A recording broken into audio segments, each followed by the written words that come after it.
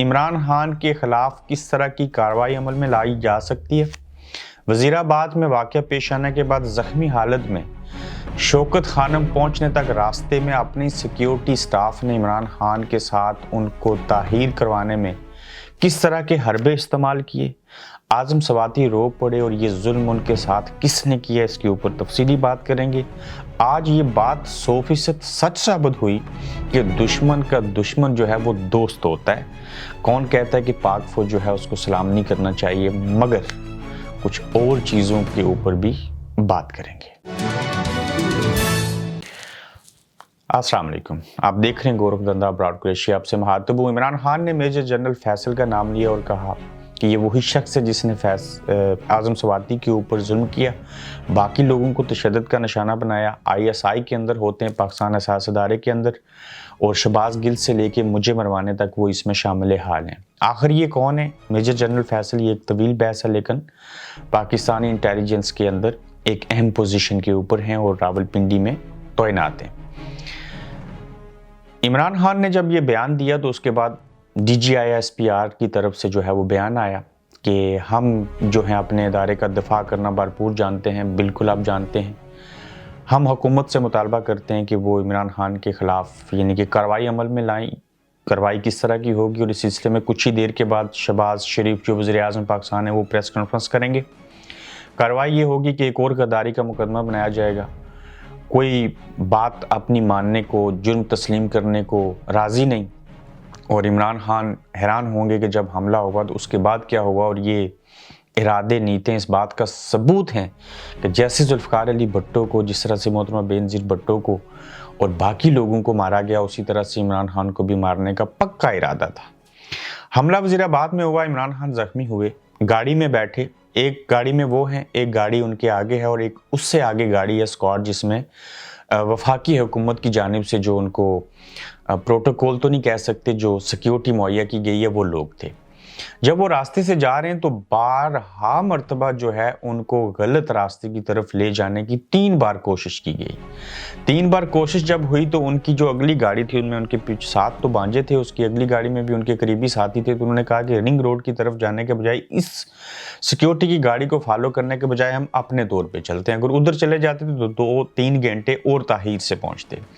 پھر جو آگے چیک پوسٹ جو ہوتی ہے، جو ٹول پلازے ہوتے ہیں، وہاں پہ پہنچے تو کس طرح سے راستہ کلیئر نہیں تھا، کہنے کے باوجود لیفٹ سائڈ پہ کروانے کی کوشش کی گئی، لیکن رائٹ سائڈ سے راستہ خالی تھا تو یہ ادھر سے نکل گئی۔ اور یہ کوشش تھی یہ آپ بلیو کریں کہ وہ لوگ جو وفاقی حکومت کی طرف سے سیکیورٹی مہیا کی گئی ہے وہ بھی کسی کے ساتھ ملے ہوئے ہیں اور ڈائیورٹ کرنا چاہ رہے ہیں کہ عمران خان جو ہیں وہ طاہیر سے شوکت خانم اسپتال پہنچے۔ اور یہ بات بقول عمران ریاض نے 2 گھنٹے پہلے جو انٹرویو دیا اردو پوائنٹ کو، اس کے اندر انہوں نے تفصیلی واقعہ بتایا کہ کیا کیا چیزیں بتائی گئیں ان کے جو ساتھ لوگ تھے، اور جب وہ شوکت خانم اسپتال آ رہے تھے، اور کس طرح کے حربے استعمال کیے جا رہے تھے، اور ان کو اب بھی لگتا تھا کہ عمران خان شاید شدید زخمی ہیں، تو اس کی وجہ سے وہ جتنا طاہیر سے پہنچے ہیں، ادھر ٹریفک میں پھنسے رہے ہیں، تو اتنا ہی بہتر ہوگا۔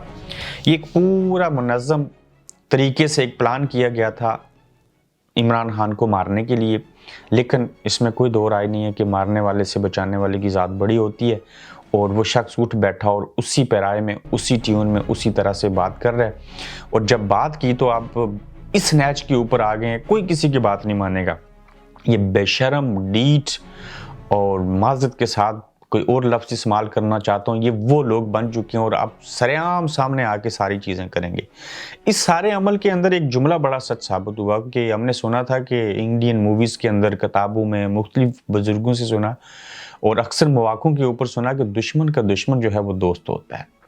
آپ دیکھیے کہ کسی دور کے اندر جو ہیں وہ نواز شریف اسٹیبلشمنٹ کے آرمی کے خلاف تھے، باجوہ صاحب کا، اور اس وقت کے DGI/SI جنرل فیض حمید کا نام لیتے تھے، اور عمران خان کا وہ ساتھ دیتے تھے اس وقت۔ پھر کیا ہوا کہ عمران خان آج ان کے مخالف ہو گئے اور نواز شریف جو ہیں وہ ان کے ساتھ مل گئے۔ تو دشمن کا دشمن دوست ہوتا ہے، یہ بات اس لیے کہ نواز شریف پہلے اسٹیبلشمنٹ کو اپنا دشمن سمجھتے تھے، اور اسٹیبلشمنٹ نواز شریف کو اپنا مخالف سمجھتی تھی، وہ دونوں مل گئے، اور اب عمران خان چونکہ اسٹیبلشمنٹ کے مخالف ہیں تو دشمن نے دشمن کے دوست کو کہ جملے کو وجہ بنا کے وہ دونوں ایک ساتھ مل گئے، اور اب عمران خان کے خلاف سارے لوگ لگ گئے۔ कहते हैं कि 4 गोलियां नहीं लगी, 1 लगी। ठीक है, राना सनाउल्लाह साहब एक कहें या बिल्कुल नहीं लगी, वो भी आपकी बात मान लेते हैं। मजहबी मुनाफरत वाली बातें की गई, प्रॉपर प्लान करके ये सारी चीज़ इजाद की गई कि हम जब इमरान को मारेंगे तो उसमें हम ये कहें जी कि एक पागल उठा था, उसने फ़िरका वरायत जो थी उसको वजह बना के फ़िरका बंदी की या मसलक की या मजहबी मुनाफरत की नज़र जो है वो इमरान खान होगी और एक शख्स ने उठ के उनको मार दिया। अब क्या करें, बस इंसान था, वो भी मर गया, बाकी भी इंसान है। ये अलग बात है कि इस इंसान के साथ लाखों नहीं करोड़ों लोग मौजूद हैं और ये 1999 नहीं है, ये उससे पहले का वक्त नहीं है 1970 का। ये जो लोग 2000 के बाद पैदा हुए और आज उनकी उम्रें 22-23 साल हो चुकी हैं ना, ये लोग आपके उन इरादों को अब सच साबित नहीं होने देंगे, ये रिएक्ट करेंगे। आप आज भी 70s और 80s के दौर की बातें समझ रहे हैं, वो कर रहे हैं, लेकिन लग ये रहा है कि ऐसी चीज़ें जो पहले होती थी वो अब नहीं हो सकेंगी। देखना ये होगा कि इमरान खान के खिलाफ बगावत, गद्दारी और किस तरह के मुकदमात होते हैं। क्या इमरान खान साहब मज़ीद बोलते रहेंगे? क्या बीच में से कोई दरमियाना रास्ता निकलेगा? नहीं निकलेगा। मैंने आपको पहले कहा था कि ये मार्शल लॉ लगा देंगे, ये इलेक्शन नहीं करवाएंगे और इमरान खान को किसी सूरत इक़्तिदार में नहीं आने देंगे, लेकिन अवाम साथ रहे तो ये इनको नाकू चने चपवा सकते हैं। मगर अगर मार्शल लॉ भी लग गया तो मुझे ये यकीन है कि जिस तरह से तुर्की के अंदर 5 साल पहले फ़ौज ने बगावत की थी और वहाँ के सदर का तख्ता उल्टने की कोशिश की थी तो अवाम टैंकों के सामने लेट गए थे, उन्होंने रिएक्शन दिखाया था, रिएक्ट किया था। तो इसी तरह से पाकिस्तान में भी अगर मार्शल लॉ लगा तो उसको भी अवाम इस दौर के अंदर कबूल नहीं करेंगे। आज हैं आज़म सवाती के ऊपर, थोड़ी देर के लिए इमेजिन करें कि ये आज़म सवाती मेरे भाई, मेरे वालिद हों या आपका कोई इनके साथ रिश्ता और आपकी माँ की वीडियो या आपके बाप की वीडियो, दोनों माँ बाप जो हैं उनकी गंदी वीडियो बना के सोशल मीडिया पे लगा दी जाए और एक बंदे को खामोश करवाने के लिए ऐसे किया जाए और फिर 23 करोड़ आवाम के सामने बैठ के वो शख्स जब प्रेस कॉन्फ्रेंस करे तो उसमें डकारे मार के रोए। इससे बड़ा कोई जुल्म और बेहुदगी और बेगैरती हो सकती है? कौन करता है? मेजर जनरल फैसल का नाम उन्होंने लिया, मैं नहीं ले रहा। फिर मैं दाद देता हूँ, मैं अक्सर कहता हूँ कि पाकिस्तान तहरीक-ए-इंसाफ से भी ऊपर जाके अगर किसी पॉलिटिकल पार्टी के अंदर मैच्योर लोग हैं तो वो पाकिस्तान पीपल्स पार्टी है। इन लोगों की तरबियत खासी बेहतर हुई, ये गालम गलोच भी उस तरह का नहीं करते, इनका कल्चर बड़ा डिफरेंट है, चूँकि मैच्योर लोग हैं। एक पुरानी सियासी पार्टी है।